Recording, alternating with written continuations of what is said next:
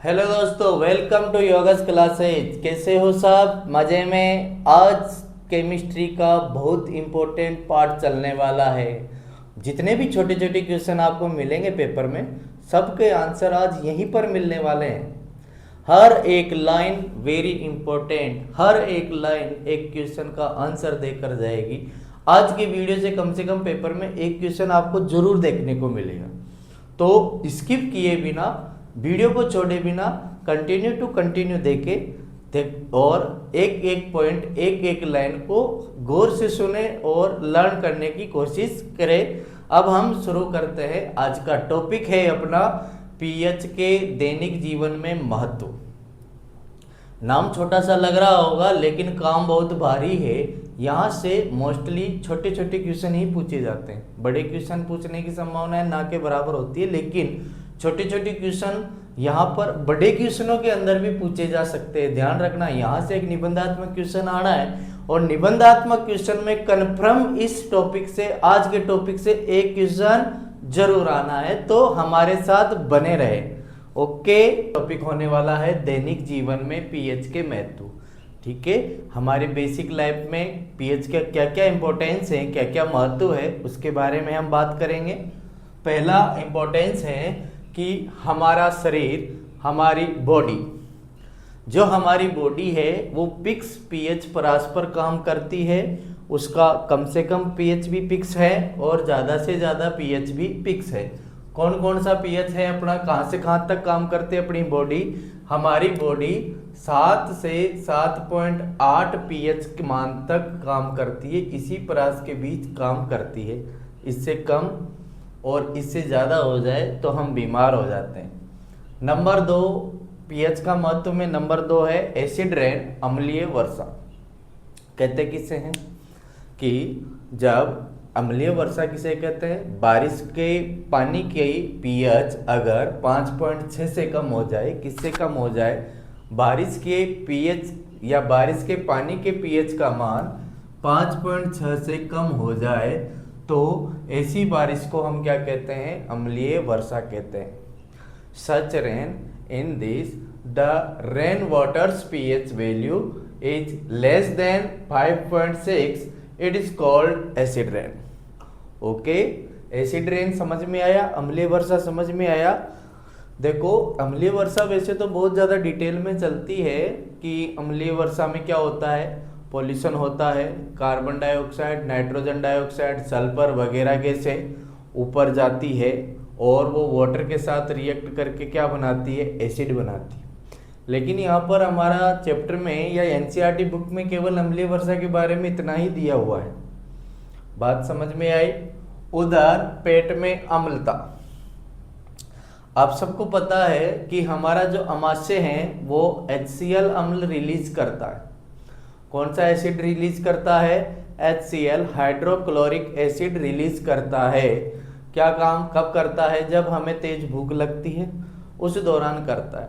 तो कभी कभार क्या होता है कि वो ज़्यादा मात्रा में HCl रिलीज कर देता है, हाइड्रोक्लोरिक एसिड रिलीज कर देता है। उससे क्या होता है? देखो, हमारा जो अमाशय है उसकी दीवार जो है वो तो प्रोटेक्टेड है उस अम्ल के लिए, लेकिन उससे ऊपर और उससे नीचे यानी कि हमारी जो ईसोफेगस है, भोजन नली है, वो प्रोटेक्टेड नहीं होती। क्योंकि अमाशय तो रिलीज ही कर रहा है, उसकी वॉल उसके अकॉर्डिंग प्रोटेक्टेड है, उसके अकॉर्डिंग बनी हुई है ताकि वो उसको झेल सके। तो वो जो ज़्यादा मात्रा में बन जाता है तो वो ईसोफेगस में आ जाता है, जिसके कारण वहाँ पर हमें तेज जलन महसूस होती है। तेज जलन महसूस होती है तो तेज दर्द होता है। उस दौरान जब हम डॉक्टर के पास जाते हैं तो डॉक्टर हमें उस एसिड को कंट्रोल करने के लिए जो भी पदार्थ देते हैं उसे हम एंटा एसिड कहते हैं। क्या कहते हैं उन पदार्थों को? एंटा एसिड। जो भी दवाइयाँ देते हैं, एंटा एसिड क्यों? क्योंकि वो एसिड को न्यूट्रलाइज कर रहे हैं। क्या कर रहे हैं? एसिड को न्यूट्रलाइज कर रहे हैं। एंटा एसिड के तौर पर क्या क्या चीज़ें दी जा सकती है अपने को? मिल्क ऑफ मैग्नीशिया दिया जा सकता है। Milk of magnesia chemical name magnesium hydroxide MgOH2, या फिर अगर हम लवण की बात करें, हम साल्ट की बात करें, तो हमें बेकिंग सोडा भी दिया जा सकता है। इन दोनों का उपयोग एंटा एसिड के रूप में किया जाता है। एंटा एसिड क्या होते हैं? सच सब्सटेंस, ऐसे पदार्थ जो एसिड या अपने जो स्टमक में जो एसिड बनता है उस एसिड को न्यूट्रलाइज कर देते हैं। ऐसे सब्सटेंस को हम क्या कहते हैं? एंटासिड कहते हैं। ओके, अब अगला जो महत्व आता है पीएच का महत्व, वो आता है दंत से। टूथ डिके यानी कि दांत खराब होने की कंडीशन को हम क्या कहते हैं? दंत से या टूथ डिके कहते हैं। कैसे होता है? सबसे पहले तो देखो, दांतों का इनेमल, वो जो बाहरी सफेद आवरण दांतों का हमें दिखाई देता है उसे हम क्या कहते हैं? इनेमल कहते हैं, क्राउन कहते हैं। ठीक है, और ये हमारी बॉडी का सबसे हार्डेस्ट पार्ट है। अगर कोई पूछ ले कि ह्यूमन बॉडी का हार्डेस्ट पार्ट, ह्यूमन बॉडी का सबसे कठोरतम पदार्थ, सबसे कठोर पदार्थ क्या होता है? दांतों का इनेमल होता है। क्या होता है? दांतों का इनेमल होता है। किससे बना होता है ये बना होता है कैल्शियम हाइड्रोक्सी एपेटाइट से। किससे बना होता है? Calcium hydroxy apatite. कौन सा टाइट? Calcium hydroxy apatite. ये क्या होता है कि हाइड्रोक्सी एपेटाइट कैल्शियम फॉस्फेट का ही क्रिस्टलीय रूप होता है, इसीलिए तो कैल्शियम और फॉस्फोरस अपने दांतों के लिए और हड्डियों के लिए जरूरी होते हैं। ठीक है, कैल्शियम फॉस्फेट का क्या होता है? ये क्रिस्टलीय रूप होता है। तो सर होता क्यों है दंत से? होता क्या है कि जब हम शाम को खाना खाते हैं, कितने ही अच्छे से अपने मुंह को धो ले, लेकिन उसमें फिर भी कुछ न कुछ अवशेष रह जाते हैं। पूरी रात मुंह बंद रहता है, ठीक है, 6 घंटे 5 घंटे या 7 घंटे तक मुंह बंद रहता है, जिस दौरान हम सोते हैं। तो उस हमारे मुंह में जो बैक्टीरिया होते हैं वो उस सड़े हुए या उस भोजन को सड़ा देते हैं और उसका अपघटन करके किस में कन्वर्ट कर देते हैं? उसको एसिड में कन्वर्ट कर देते हैं। अब वो धीरे धीरे एसिड में कन्वर्ट होगा तो हमारी लार में मिलेगा और हमारे मुंह का पीएच 5.5 से कम हो जाएगा। किससे कम हो जाएगा? 5.5 से।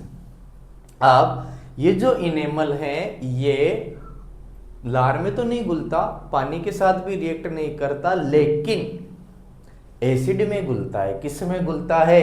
एसिड में घुलता है। तो धीरे धीरे हमारे जो दांतों का इनेमल है वो अम्ल में घुल जाएगा और घुलने के कारण हमारे दांतों में स्थायी तौर पर परमानेंटली क्या हो जाएगा? पीलापन आ जाएगा, जिसे हम क्या कहते हैं? दंत से कहते हैं। अब दंत से तो हो जाता है, टूथ डिके हो जाता है, उसके बचाव के उपाय भी सुझाइए सर।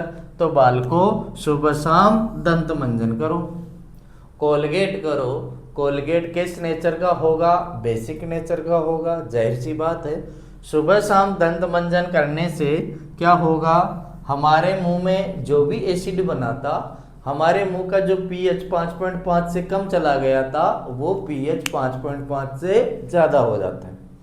बात समझ में आई या नहीं आई? ठीक है, तो 5.5 से अपना मुंह का पीएच कम चला गया, एसिड बन गया, हम सार दे रहे हैं, सार के साथ रिएक्ट करवा रहे हैं, सार और एसिड आपस में लड़ेंगे, मरेंगे, मर मरा के अपने मुंह का जो पीएच है उसको नॉर्मल रेंज में ले आएंगे। ठीक है, उतारो।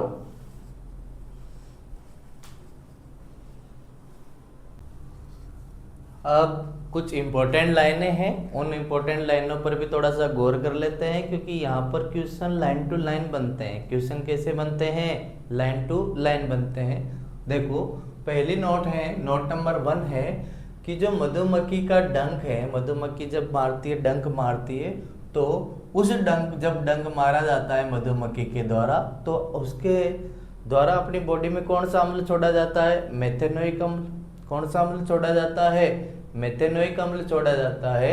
उस मेथेनोइक अम्ल पर राहत दिलाने के लिए, कि मेथेनोइक अम्ल अंदर जाएगा, जलन मचाएगा, सूजन आएगी, उस जलन से राहत दिलाने के लिए किसका उपयोग किया जाता है? बेकिंग सोडा का उपयोग किया जाता है। किसका उपयोग किया जाता है? बेकिंग सोडा का उपयोग किया जाता है। आपके अगर भगवान न चाहे कभी कभी अगर आपके हाथ पर मधुमक्खी डंक मार दिया, किसी अंग पर मधुमक्खी डंक मार दे, हमारे गांव में तो तुरंत लोहा किसके लगाते हैं, वरना अगर लोहा आपके आसपास नहीं है तो मीठे सोडे या सोडा को, बेकिंग सोडा को पानी में घोलकर आप उस पर धीरे धीरे से इसे मसलते रहे। इस तरह से मसलने से क्या होगा, वो धीरे धीरे मेथेनोइक अम्ल से रिएक्ट करेगा और उसको न्यूट्रलाइज कर देगा और आपको दर्द से राहत मिल जाएगी। एक और क्वेश्चन, एक और सेकंड नोट है, एक पहाड़ी इलाकों में एक पौधा पाया जाता है, नेटल का पौधा। उस पौधे की पत्तियों पर छोटे छोटे बाल पाए जाते हैं और अगर वो बाल आपकी स्किन के डायरेक्ट टच में आ जाते हैं तो तुरंत वहां पर जलन लगती है और दर्द होता है। ठीक है, वो किसकी वजह से होता है, वो भी मेथेनोइक अम्ल के कारण ही होता है। तो कहते हैं कि प्रकृति अगर कोई प्रॉब्लम देती है तो सॉल्यूशन भी वहीं आसपास ही दिखाती है। इस पौधे के आसपास ही एक और पौधा पाया जाता है, डोग पौधा। उस डोग पौधे के पत्तियों का उपयोग करके इस मेथेनोइक अम्ल को शांत किया जाता है, न्यूट्रलाइज किया जाता है।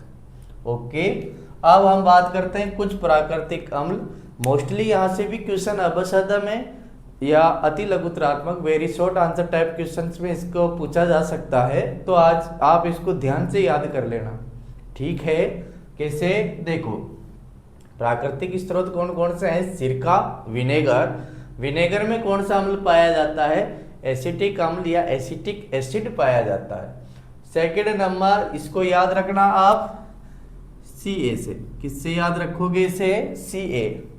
संतरा और नींबू, संतरा से ही याद रख लेना, संतरा और नींबू दोनों खट्टे, बहुत ज्यादा खट्टे होते हैं, दोनों का जूस हम पीते हैं। संतरा और नींबू में कौन सा अम्ल पाया जाता है, सिट्रिक अम्ल पाया जाता है। कौन सा अम्ल पाया जाता है, सिट्रिक अम्ल। कौन सा ट्रिक, कौन सी ट्रिक, सिट्रिक। ओके, ऑरेंज और लेमन में कौन सा एसिड पाया जाता है, सिट्रिक एसिड पाया जाता है। अब बात करें टर्मेरिन यानी कि इमली। इमली में कौन सा अम्ल पाया जाता है, टार्ट्रिक अम्ल पाया जाता है, टार्ट्रिक एसिड पाया जाता है। अब टमाटर और पालक, टमाटर व पालक में कौन सा अम्ल पाया जाता है, ऑक्जेलिक अम्ल पाया जाता है। दूध और दही में लैक्टिक अम्ल। चींटी, मधुमक्खी का डंक और नेटल पौधे की जो पत्तियां होती है उसमें कौन सा अम्ल पाया जाता है, मेथेनोइक अम्ल पाया जाता है या फिर फार्मिक अम्ल पाया जाता है। चींटी का मतलब यहाँ पर लाल चींटी से है, किससे है, लाल चींटी से। इसको उल्टा भी पूछा जा सकता है, आप ऐसे ही याद करके मत चले जाना। इसे भी पूछा जा सकता है कि एसिटिक एसिड का नेचुरल सोर्स कौन सा होता है, विनेगर, सिरका। सिट्रिक एसिड का कौन सा होता है, ऑरेंज और लेमन, नींबू और संतरा। टार्ट्रिक एसिड इमली में, ऑक्जेलिक एसिड किसमें, टमाटर और पालक में, लैक्टिक एसिड दूध और दही में, और मेथेनोइक अम्ल या मेथेनोइक एसिड चींटी, मधुमक्खी का डंक और नेटल पौधे के बालों में पाया जाता है। आज का चलो यहाँ तक की बात हो चुकी है। अगले सेशन में, अगले वीडियो में हम बात करेंगे साल्ट फैमिली के बारे में, बनते कैसे हैं, कौन कौन से साल्ट होते हैं, क्या क्या उनके फॉर्मूले हैं और क्या क्या यूज है, कैसे उनसे क्वेश्चन पूछे जाते हैं। यहाँ पर एक क्वेश्चन आपके लिए पुराने में से ही, क्वेश्चन नंबर 1 है, कमेंट में आंसर देना कि मैग्नीशियम हाइड्रोक्साइड का पीएच मान कितना होता है। मैग्नीशियम हाइड्रोक्साइड का पीएच मान कितना होता है। ये क्वेश्चन, इस क्वेश्चन का आंसर आप कमेंट में दोगे। आप लाइक करना, शेयर करना और हो सके अगर आप वीडियो में पहली बार देख रहे हो तो सब्सक्राइब करना, ताकि जो भी वीडियो आपके डले उसका आपको पूरा फ़ायदा मिल सके। अपने दोस्तों से भी बात करें, यहाँ पर सारी क्लासें बिल्कुल फ्री में मिलेगी आपको। ठीक है, थैंक यू वेरी मच। देखने के लिए बहुत बहुत धन्यवाद आपका, अपना कीमती समय देने के लिए। Thank you.